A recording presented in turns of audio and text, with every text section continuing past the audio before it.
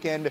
So let's take them in order, beginning with the NFC South. Joe, Panthers, Bucks, who you got? Bucks, he says cautiously, knowing they're 0-8 against the spread in their last 8 games. This comes down to pricing. 2 weeks ago, these two met in Carolina. Tampa was -3. Now, 2 weeks later, it's in Tampa. Tampa's still -3. It's a rock bottom price, in my opinion. Take note of this. Carolina's -67 in point differential this year. The Giants are -75. That's way too close for comfort. Bartholomew, you like the Panthers? Yeah, man, defense wins championships, division championships. Harry? I'm going with the Panthers because I call their first matchup and the inability to play man coverage on the outside. Tetteroy, McMillan, Jalen Coker, those guys winning on go routes. One for a touchdown, one set up the game winning field goal. I'm going with the Panthers in this one. Peter's covering this game for us, so no pick from him, but all the insight. Peter, what are you watching for? It's going to be an interesting one. We spoke to the Buccaneers yesterday in a production meeting, and they know what time it is. It's the first time this season that they don't control their own destiny. Baker said they're going to try to play loose and get this thing together, but so many veterans on that team, the JPPs, the Levante Davids, the Bakers, the Mike Evans, you'd hate to think they're going to finish the season 1-9, and that's how they go out with a whimper. It's amazing when you think about where they were at one point this season. All right, then Saturday night, that game's on ESPN. Then tomorrow night's game also on ESPN. Seahawks and Niners, that's for the 1 seed. Joe, who you got? I'll lay the 1.5 with Seattle. Sam Darnold's struggles this year have come when he's facing pressure. The good news for him, San Francisco can't generate pressure. Since Nick Bosa went down after week 3, Niners ranked 31st in pass rush win rate. Best unit on the field will be the Seattle defense. A lot of hype for the Niner offense, but over the last 7 weeks, they've cooked against teams like the Bears, the Colts, the Titans, the Panthers, and the Cardinals. Not exactly a who's who of defenses. Bart. I mean, this was a close game, but people forget it was the first game of the season, and Sam Darnold was under duress. No Nick Bosa this time. I think, people aren't giving the Seattle Seahawks defense the credit for how dominant they are. The West Coast bias. Harry. I'm going with Vanilla Vic and Brock Purdy. The way he's playing right now, I think he's the hottest quarterback in the NFL. And then Christian McCaffrey. Hey, Joe, you're a hater. Who else? Schrager, I see the Niners under your name. Yeah, Sam Darnold last year in this situation didn't exactly bring it. We'll see if he can this year. I understand the thought that the Seattle defense is unbelievable, but have you watched Brock Purdy in this offense? They've accounted for 90 points the last 2 weeks. If they win this game, it's been well documented. They don't have to leave their rooms. They don't have to leave their homes the entire way through the end of February, as they'll have the 1 seed and the Super Bowl played in their building.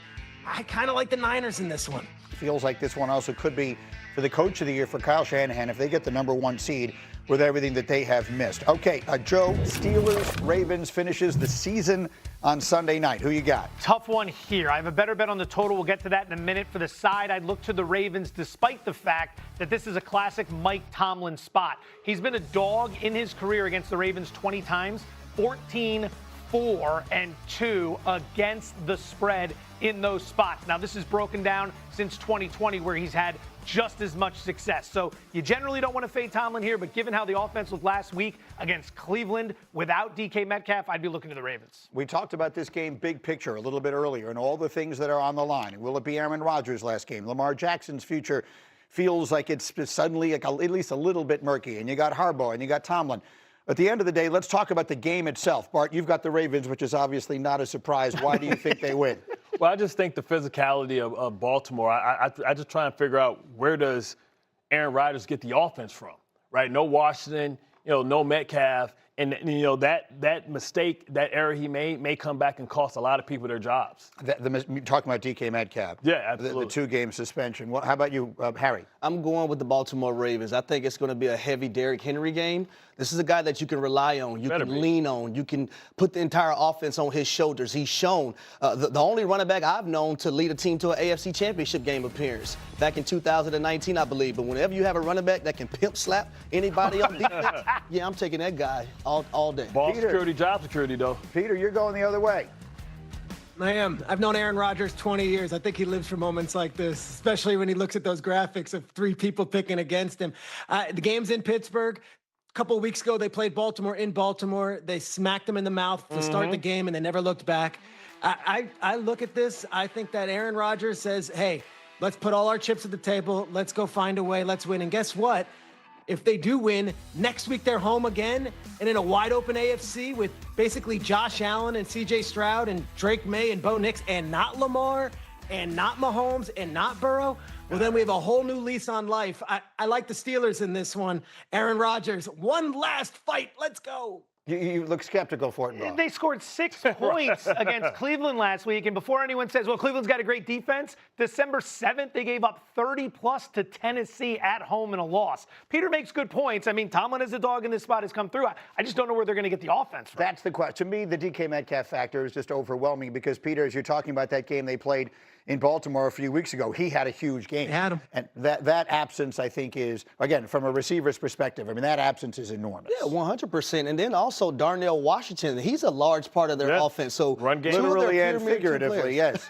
So you don't have any of those two guys. I'm trying to figure out where the offense is going to come from. All right, Fortenbaugh, you said you had... Oh, go ahead, Peter. Thielen. Yeah, what, say it Adam again? Thielen, Scotty Miller. Yeah, They're going to all have to step up. You don't believe that. This is why you brought him in. I can see it in your face. We'll see what happens. That'll be the last game of the regular season. We'll be on ESPN tomorrow afternoon. Peter Schrager joins us from Tampa. You will be there working the Panthers and Bucks. What's the most important thing you're watching for in this game in Tampa Bay? If we can get 2 players back for Tampa, Kalijah Kancey and Tristan Wirfs. Both of them have practiced this week. Both of them massive, massive pieces to this team.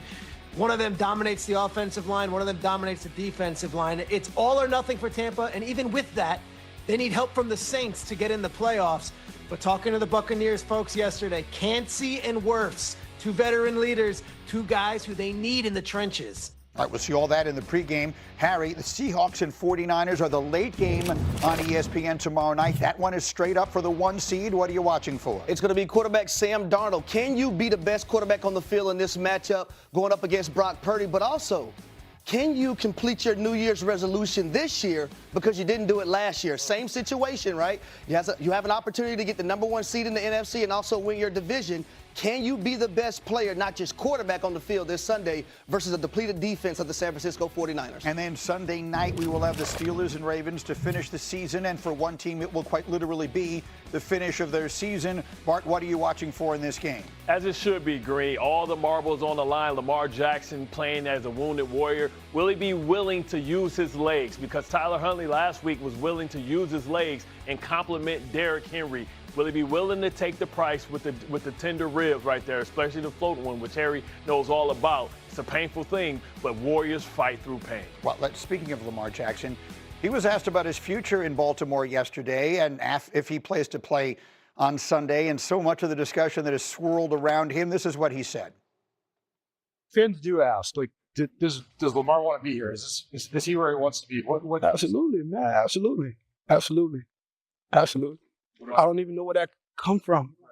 Probably because, I mean, some people think they're just waiting for you to sign a contract that gets something done with the fans. But we got to focus on winning right now. So contract talking to me after the season or whatever, but during the season, I'm locked in. Starting Sunday in Pittsburgh? Yeah, 100%.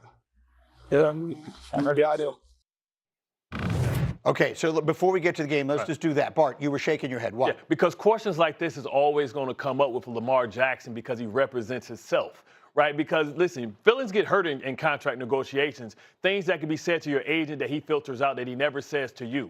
But when the player is there, how can you have those tough conversations when you have to have your quarterback feeling good about himself to go out on the football field? So I understand Lamar Jackson, where he's coming from and why the contract isn't signed. If it was a contract extension, everybody would know he wants to be there. And because of the ties with Miami, people think that he wants to go play home. Peter, all this stuff swirling around him, something or nothing?